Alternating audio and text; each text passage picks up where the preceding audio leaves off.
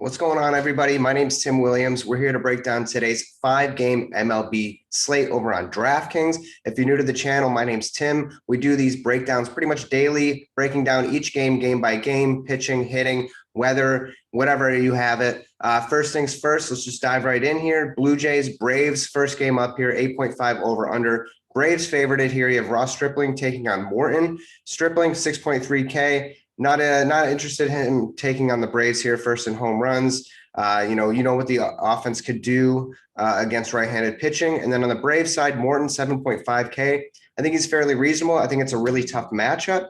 I slight interest, but there's a lot of better pitching to spend up for. Morton with the 27% K rate, which is pretty nice. It's the Blue Jays. They don't strike out that much. Blue Jays 24th overall in Ks. They are second in home runs, 12th in average. So the only guy I really think is in play on the Blue Jays side for me, maybe a one-off in Vlad. It's kind of a tougher matchup. Morton's just a really good pitcher. So Vlad is in play. And then on the Braves side, I love the right-handed bats here. Cunha, 5.8K, Ozuna. Really love Riley and Swanson at their prices. Kind of a discount here. We're going to need some value if we're going to spend up at pitching. Next, we have the Phillies and the Nationals, 8.5 over under. Nats favored it in this one. Eflin taking on Corbin. I actually like Eflin a decent amount in general as a pitcher. He's just really bad against left-handed batters, 8.2K. The matchup's not good. I know the Nationals aren't hitting a ton of home runs, but they are 7th in average, 13th in on-base percentage. They have some good lefties on this lineup. And then on the National side, with Corbin, 6.6K. Originally, I definitely had some interest there, but looking at his underlying statistics, he's just been terrible, especially bad against right-handed batters. So on the other side, Phillies, they're 5th in strikeouts, which, I thought that would be great for Corbin's matchup. You definitely could take a shot on him in deep GPPs, but Phillies side, McCutchen, Segura, Romuto, Hoskins, Bohm, all profile really well against Corbin. Bohm for some salary savings at 3K. Maybe people are going to be off of him because of his performance as of late.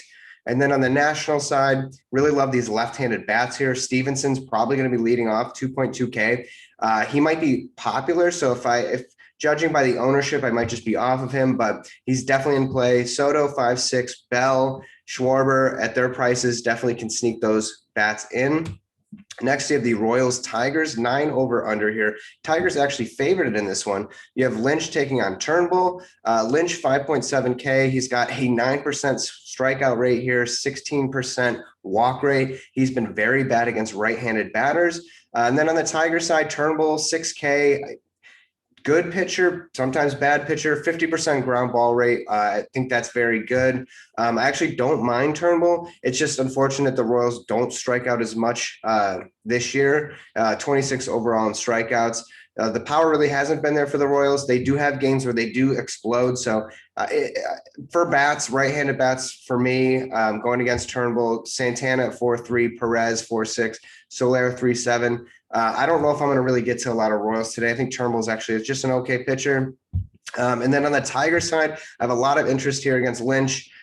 So the prices are so cheap that you can really pay up for pitching, pay up for some one-off bats here. Grossman at 3.5, Jonathan Schoop at 2.7, Candelario, Cabrera 2.8, Goodrum's definitely in play here. So those are probably the 5 I would look at for the Tigers.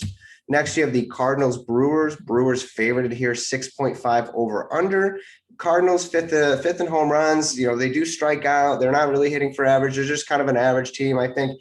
And then on the Brewers side, they strike out a ton here too. Really what we're going to be looking at is the pitching in this one. Flaherty against Burns. Burns coming off the IL here. I think he had some sort of COVID-related issue. Nothing to really hold him back, I would think. He has just been an absolute monster. I think he's the best pitcher, bar none, on this slate. 45% strikeout rate, 0% walk rate, which is insane. 54% ground ball rate. He's not giving a lot of fly balls. He's a clear number 1 stud for me. Flaherty on the other side, he's probably the second or third best pitcher on the slate, depending what you're looking at. 9.4K is reasonable, 25% swinging strike rate, and then a just under 7 walk rate here.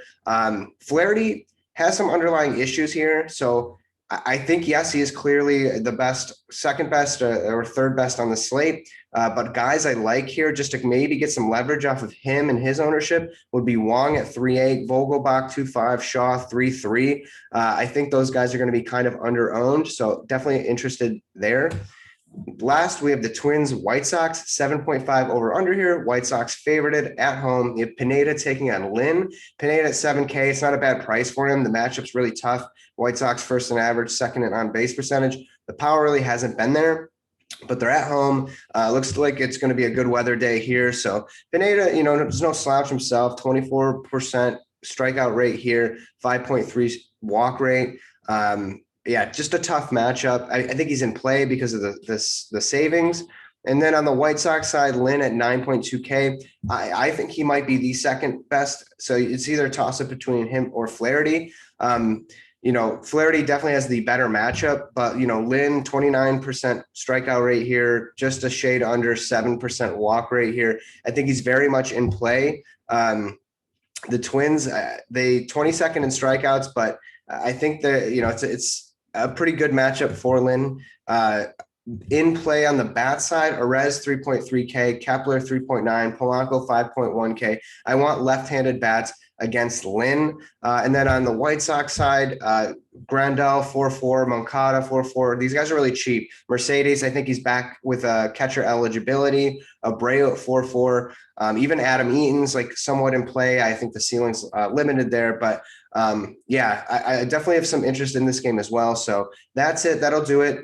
Don't forget to hit that like button on your way out. Subscribe to the channel. We're going to have another breakdown for this afternoon slate as well. I hope this video helped you, and best of luck. Take it easy.